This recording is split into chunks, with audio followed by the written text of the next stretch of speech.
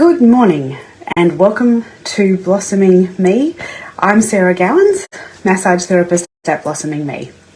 Today I wanted to continue our chat about neck pain, talking particularly about ways to prevent it and what actually causes it in the first place. Things you can do to look after yourself to not only clear your pain, but help boost your energy and clarity of mind also. So welcome to Blossoming Me. You know, it's easy to really ignore our neck, take it for granted when we don't have pain, but goodness me, don't we know about it when it gets tight, we can't move it, or it gets painful.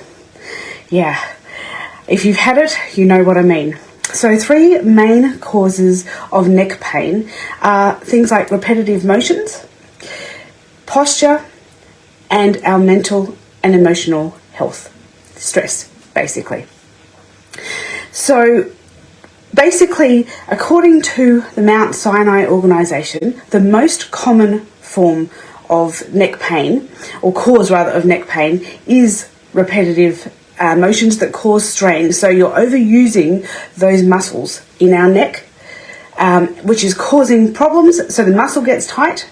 Now, when that muscle gets tight, it can start recruiting other muscles and things. We'll come to that in just a moment. But things like if you're doing swimming, freestyle, for example, and you're continually turning your head one direction, that can overwork your neck.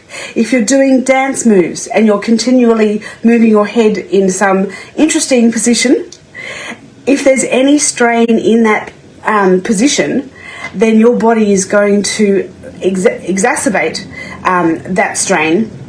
Simply by practicing that dance, doing that over and over again, your body is going to get stressed by that, and that can cause and lead to neck pain and tightness.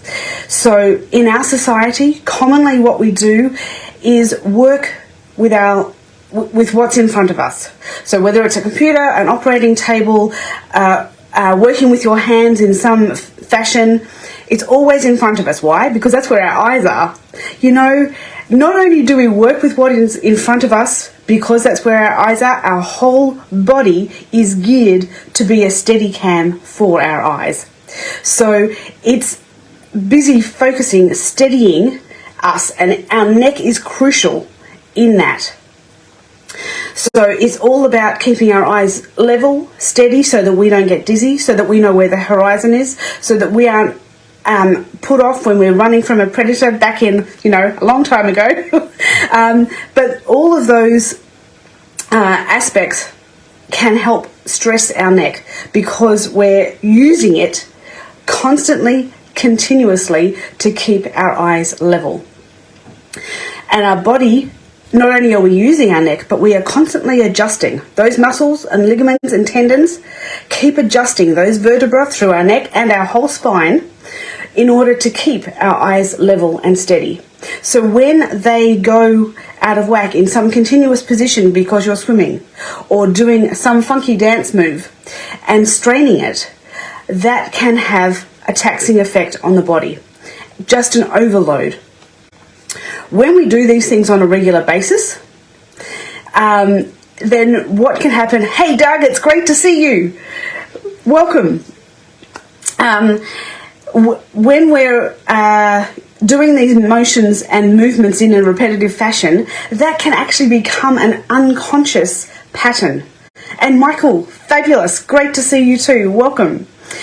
When we're doing these repetitive motions continuously, they can become a pattern, an unconscious pattern. Once they're an unconscious pattern, that actually becomes our posture. And if we aren't focused on creating a great posture, how we're standing, how we're sitting, being aware of factors that create a good posture, then we can end up with a bad posture. So things like sitting for a long period of time, whether that's relaxing on the couch watching TV in a not helpful position, or whether that's stressing because you've got a lot of work on and you're leaning forward into the computer and watching, and a whole lot of pressure because the world is sitting on your shoulders and that's tugging at those muscles and ligaments in your neck. Whether that's sleeping in an awkward or uncomfortable position, all these things can be leading to a not helpful posture, a poor posture, and that can create neck pain. You can wake up in the morning, oh my goodness, how did this happen? We've got a wry neck or a neck that feels painful.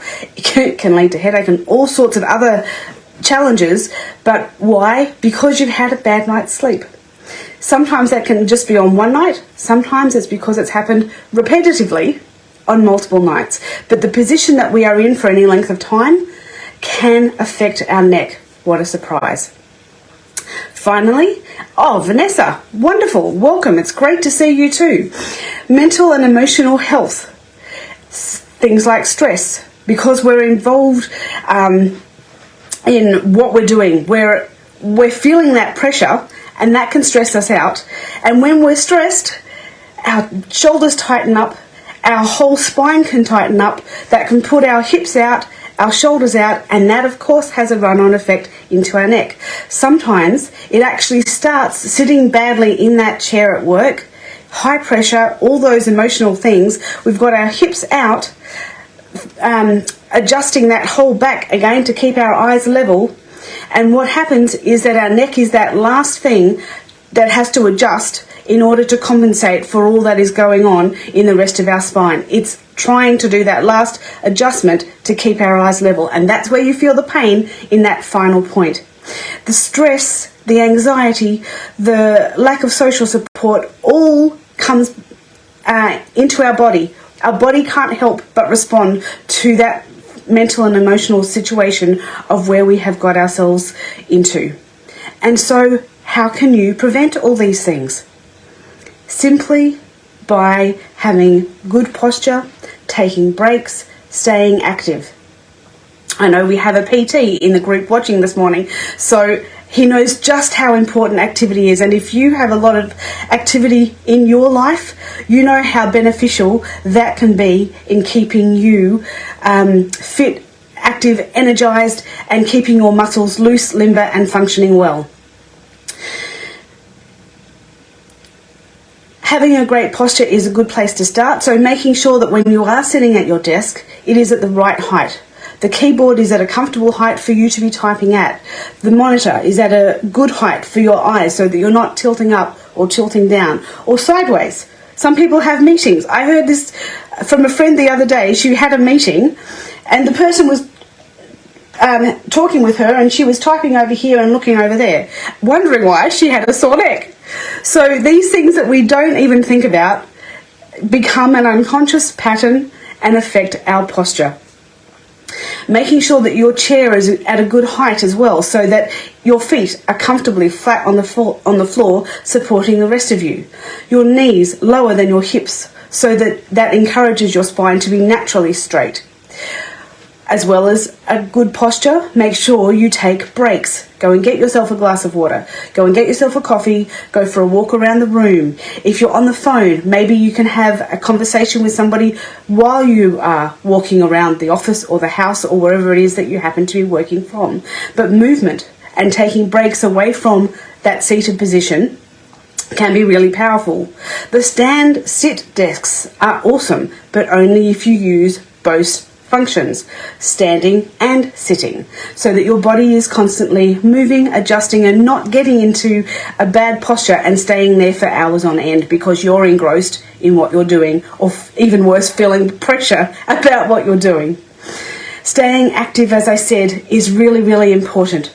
Doing those things on a regular basis so that you can keep your body moving well in different directions, and knowing just how important that is to keep your mind active, because when you're moving and your body is active, your mind is also active. When you're moving and your body is active, the muscles are flowing, and when the muscles and the blood, the circulation is flowing well, that helps the whole system to just feel much more freer and support you to clear that whole neck pain, even though you're not necessarily just moving your neck. And finally, as a bonus point on how to prevent neck pain, make sure you do things to support yourself emotionally. Make sure that you get support from your friends. Make sure that you are taking time out for yourself. You might be an active parent who's busy looking out for your kids all the time, make sure that you take time to look after number one. Put that oxygen mask on you first. Remember that. Doing the exercise classes and that sort of thing can be a fabulous way to nurture and look after you. Doing meditation, visualizations, hypnosis, anything like that can be another way of looking after you. I've seen some fabulous photographs on Facebook recently of a beautiful group photo with a dear friend who's in a wheelchair and friends gathered around. Fantastic shot of just the emotional support that these friends are giving each other, as well as their dear friend who's been in a wheelchair for many years. It's a stunning photograph and a great example of how much we need that emotional support.